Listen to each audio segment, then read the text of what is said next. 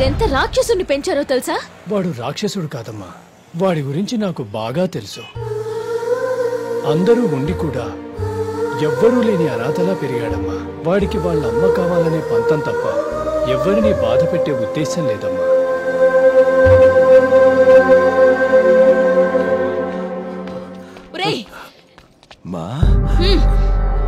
అమ్మా అని పిలవ కా నోటితో నన్ను.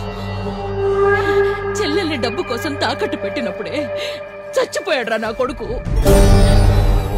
తను పాపం అన్నయ్య వస్తాడు అని రోజు ఎదురు చూసేది. అలాంటి దాన్ని ఈ స్థితికి తీసుకొచ్చేసావు. కన్న తల్లిని ఇంత బాధ పెడితే నువ్వు నాశనం అయిపోతావు. ఈ చేత్తో నిన్నెత్తుకు పెంచానన్న ఒకే ఒక్క కారణం వల్ల నిన్ను చంపకుండా వదిలేస్తున్నాను. వెళ్ళరా, వెళ్ళిక్కడి నుంచి. నా కళ్ళ ముందు కనిపించుకు వెళ్ళమనండి. వాళ్ళిక్కడి నుంచి వెళ్ళమనండి. ఎన్ని రోజులు నువ్వు నన్ను తిట్టినా, చీకొట్టినా, అవమానించినా అన్ని సహిస్తూ వచ్చాను. ఎందుకో తెలుసా, నిన్ను నా సొంత కొడుకని అనుకున్నాను.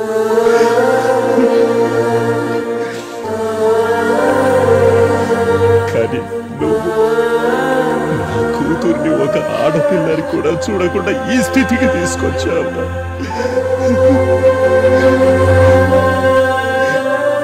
నీకొక సొంత చెల్లుంటే ఇలాగే చేసుండేవాడుగా.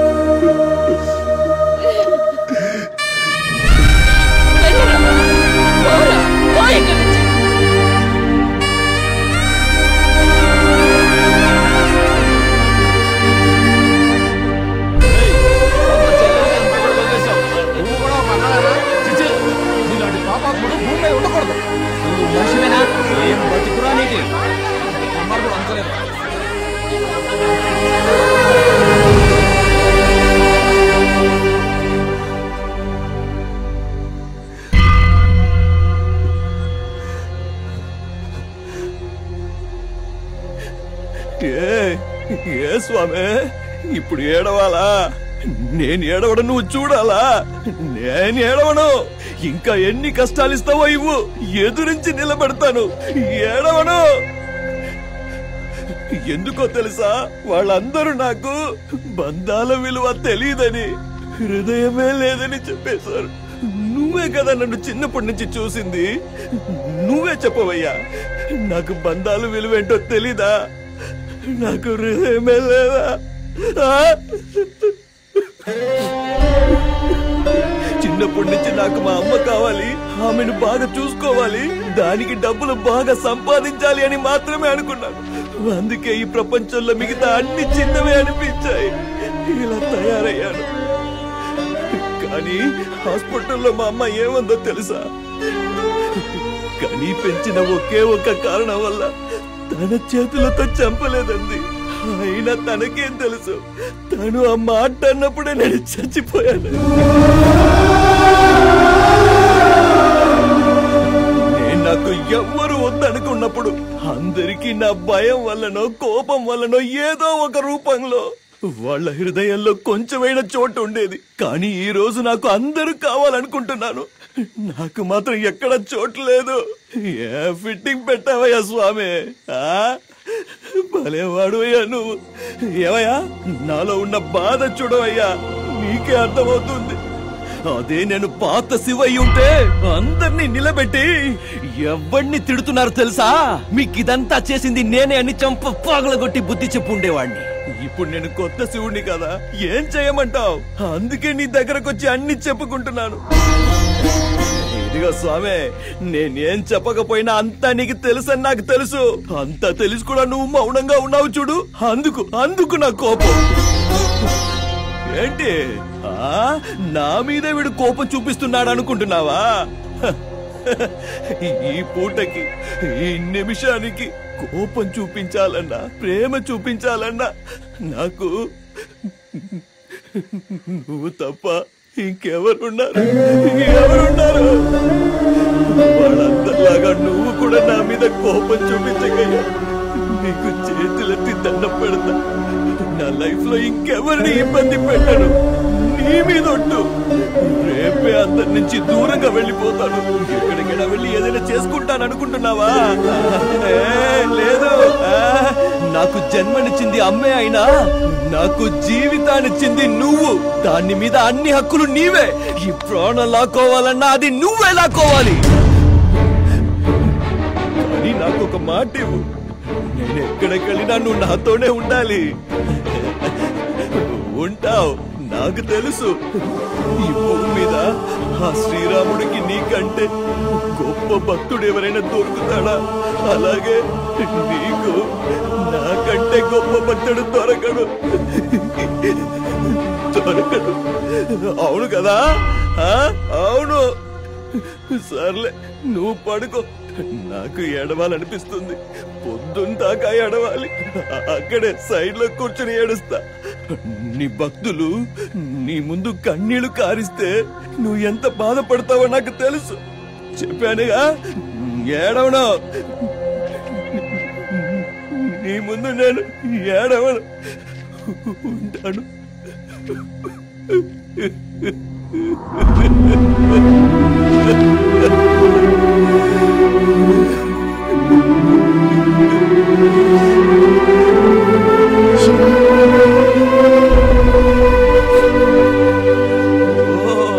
టీచర్ అమ్మా, అందరూ తిట్టారు, నువ్వు ఒక్కదానివే మిగిలావు. రా మరి, నువ్వు కూడా తిట్టేసి. నేనెందుకు తిట్టాలి? ఏ చిన్న బాధ కలిగినా అందరికీ చెప్పుకుని సింపతి కొట్టేసి ఇలాంటి రోజుల్లో ఇంత బాధని ఒక్కడివే దాచుకుని ఎలా ఉండగలిగావురా?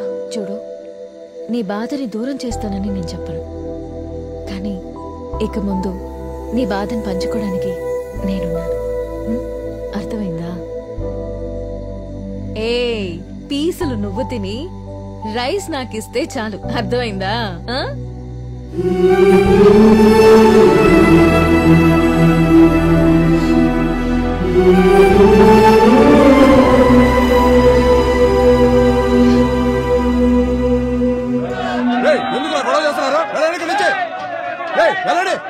చెప్తే వినపడదా? మీరు ఇలా గట్టిగా అరుస్తుంటే కోమాలోకి వెళ్ళిన లేసొస్తాడా? ఏమని చెప్పండి సార్, ఎంటైర్ బాడీ చాలా ఎక్కువ డ్యామేజ్ అయింది సార్. ఆపరేషన్ థియేటర్ లో మా డాక్టర్లు ఇద్దరు కళ్ళు తిరిగి పడిపోయారు. నా కెరియర్ లోని ఇలాంటి కేసులు చూడలేదు సార్. అంత భయంకరంగా ఉంది. మాకే ఇలా అనిపిస్తూ ఉంటే వాడంతా టార్చర్ పెడుతున్నప్పుడు మీ అబ్బాయి ఎంత బాధ అనుభవించుంటాడో ఊహించుకోవటానికే చాలా భయంగా ఉంది సార్.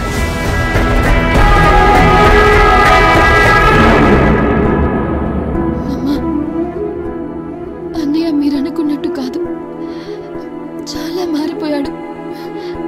ఇప్పుడు మన కోసం ప్రాణాలైనా ఇస్తాడు.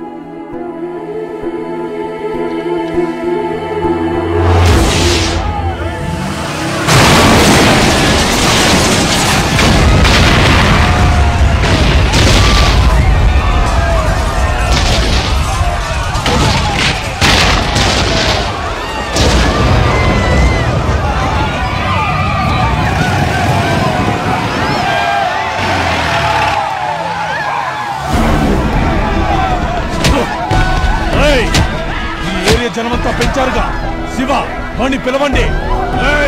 వాణ్ణి ఎలా రప్పించాలో నాకు బాగా తెలుసు. ఈ ఏరియాలో ఉన్న పిల్లలందరినీ ఈడ్చుకురండి.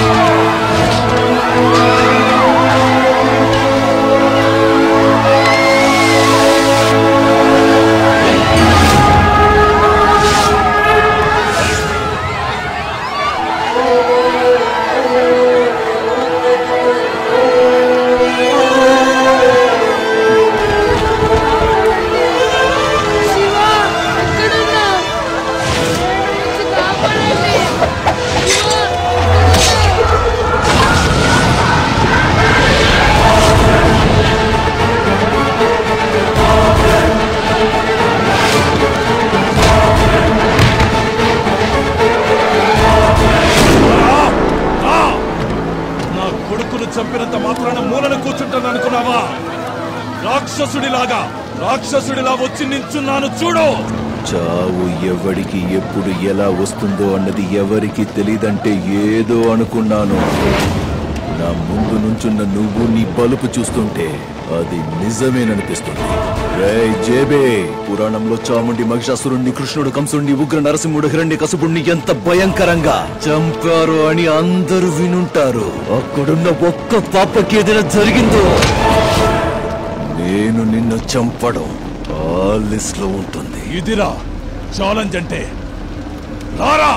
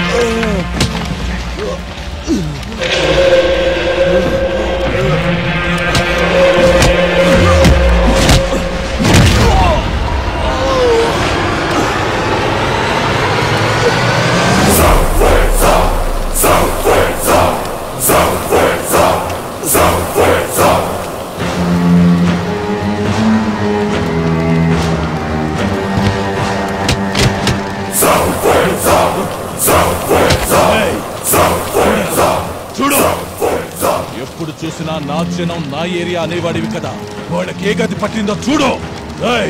చూడండి రా మీ శివగాడి గతి. మిమ్మల్ని మీ కాలనీని రక్షించుకోవడానికి నాతో పెట్టుకున్నాడు. డబ్బు ఆశ చూపించాను కానీ లొంగలేదు. చెల్లెల్ని అడ్డు పెట్టుకొని చూశాను అయినా లొంగలేదు. మీలాంటి బీదోళ్ళ కోసం నాతో పెట్టుకొని రాజులా ఉండాల్సిన నా కొడుకుని చంపేశాడు.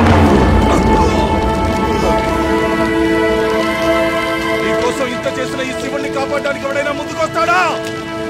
రండి!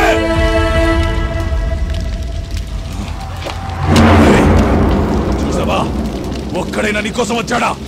వీళ్ళ కోసం నాతో పెట్టుకుంటావా? శివ శివ శివ శివ శివ నాన్న శివ శివ ఏమైంది నాన్న? అమ్మ నచ్చరా? లేవరా శివ, నన్ను క్షమించు నాన్న. శివ, మీరందరూ మనుషుల రాక్షసుల? వాణ్ణి వదిలిపెట్టండి. మీ మంచి కోసమే చెప్తున్నాను. వాడి జోలికి మాత్రం వెళ్ళకండి. ఏం చూసుకునే నీకింత పొగరు?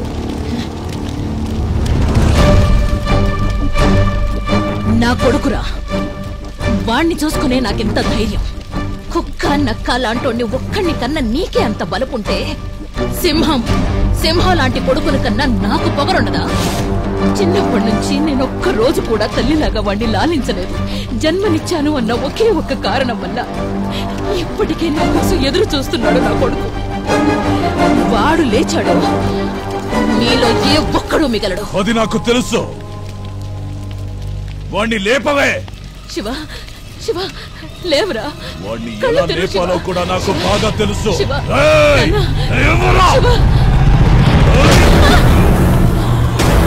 వలలో ఉన్న సింహాన్ని చూసి మాత్రమే వదిలేయాలి. సరదా కోసం గెలిగితే వేటాడేస్తుంది. ఇక్కడ నేను అంతే.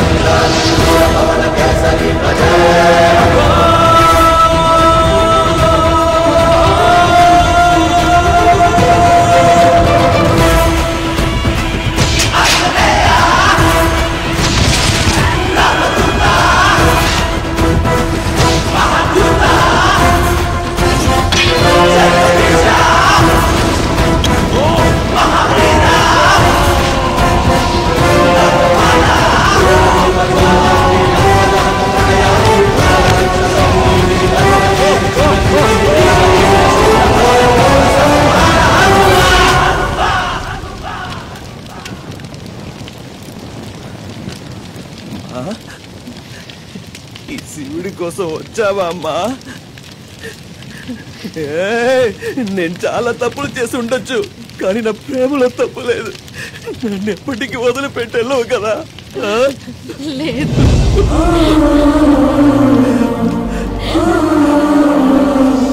రామ్మా, రా, మన ఇంటికి వెళ్దాం. లక్ష్మి,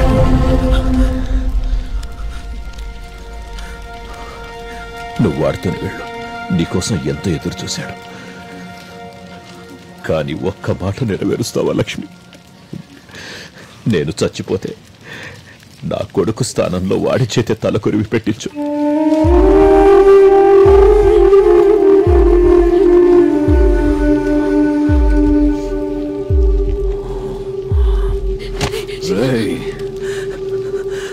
నా చిన్నప్పుడు మా అమ్మను దూరం చేసి కోపం తెప్పించావు.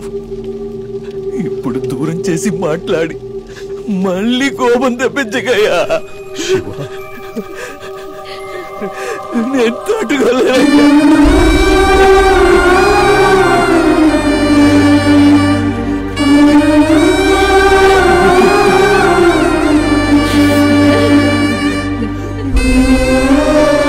న్యాయం ఓడిపోయినా ధర్మం ఎప్పుడూ గెలుస్తుంది. ధర్మో రక్షతే రక్షితః.